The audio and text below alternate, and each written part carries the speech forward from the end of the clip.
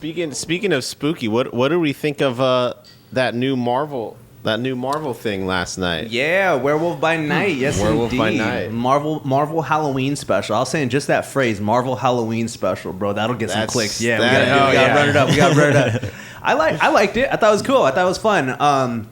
You know, Marvel's been very touch and go, hit and miss these days, especially for us older fans. You know, it's really clear they're kind of trying to appeal to younger fans, you know, and they don't really give a fuck about us old crusty bastards anymore, you know. But it is what it is. But I thought it was cool. I thought this had enough going on for, like, you know, people our age and kind of anybody's age, you know, like, because there was like references to like old horror movies, you know, and like they actually, you know, it was kind of violent, you know. It was pretty cool. It was. I was actually surprised. That was probably, I mean, I think that was probably the most gore I've seen in a Marvel thing. Yeah. Which is surprising. Yeah. It was still very Disney though. Like there was the whole angle of like, I'm best friends with the monster and we're gonna do great things together. And they do.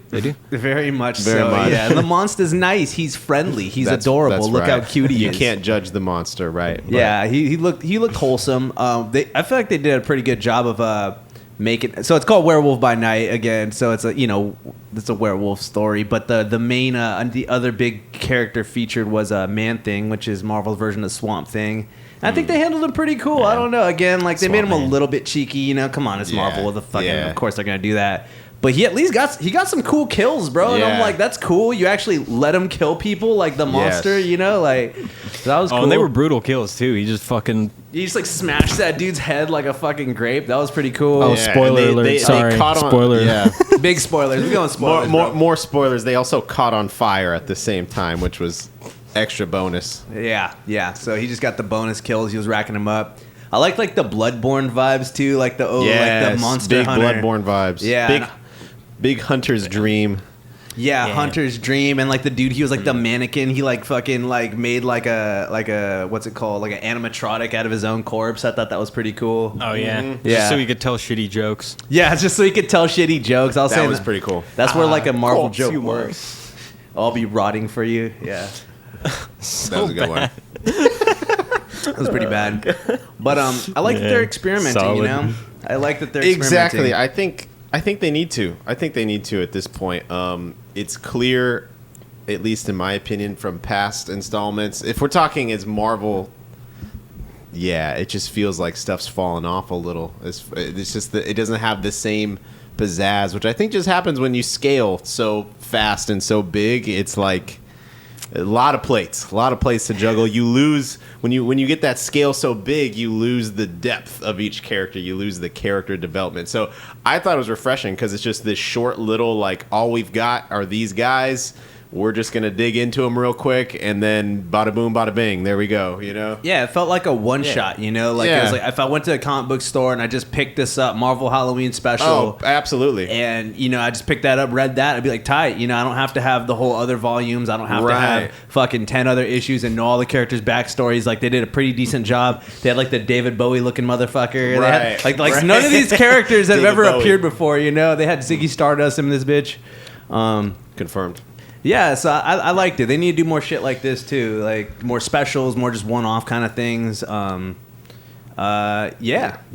point. Where it feels like it's a comic book, and I think that's a cool aspect. I didn't think of it like that, but that's true. Where it's just that one self-contained, just here it is, and it's like the more I think if they do a few of those, then what happens is that lays the groundwork for them to be able to then like, oh, okay, people like this one a lot or these a lot, so let's scale that into the next movie or the next Marvel phase of everything, you know?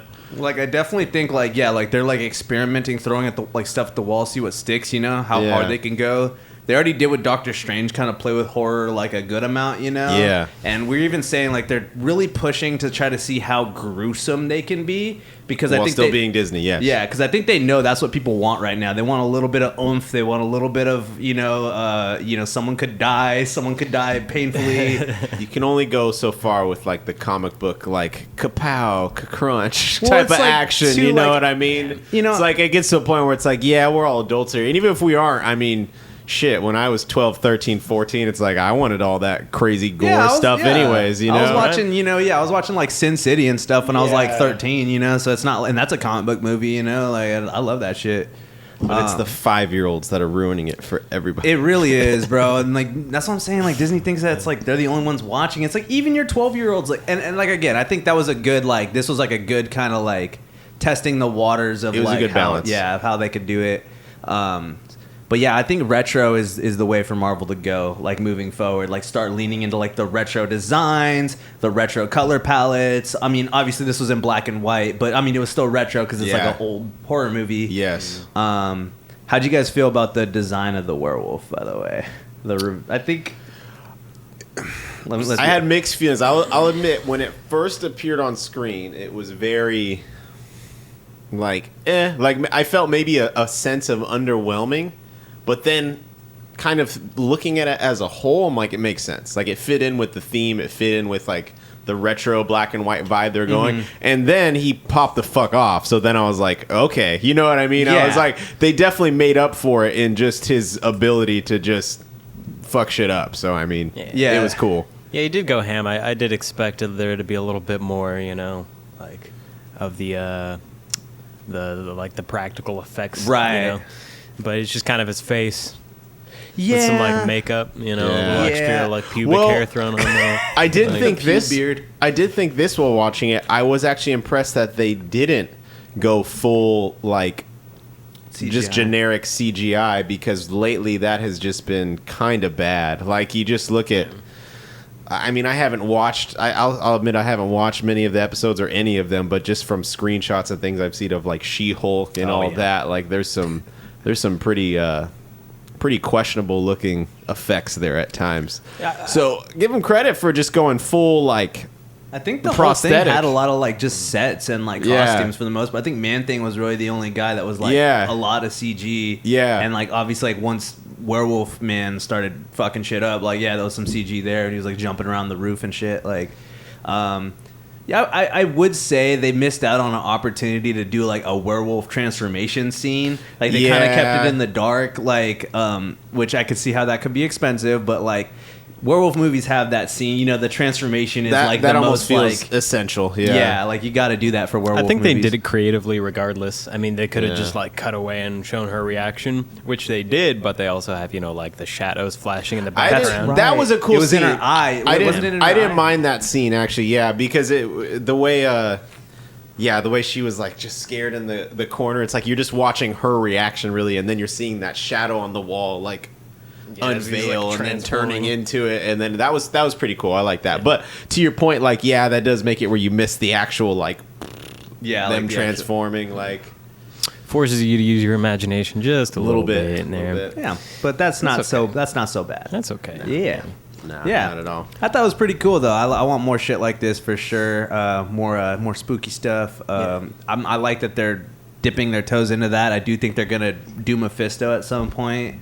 For like the MCU, and it's like I hope when they do Mephisto, they actually like do make it like scary, because like it's the fucking devil, dog. Like like we're gonna run it up. Like I don't know, but yeah, that was pretty cool, man. I liked that. Yeah, that was tight.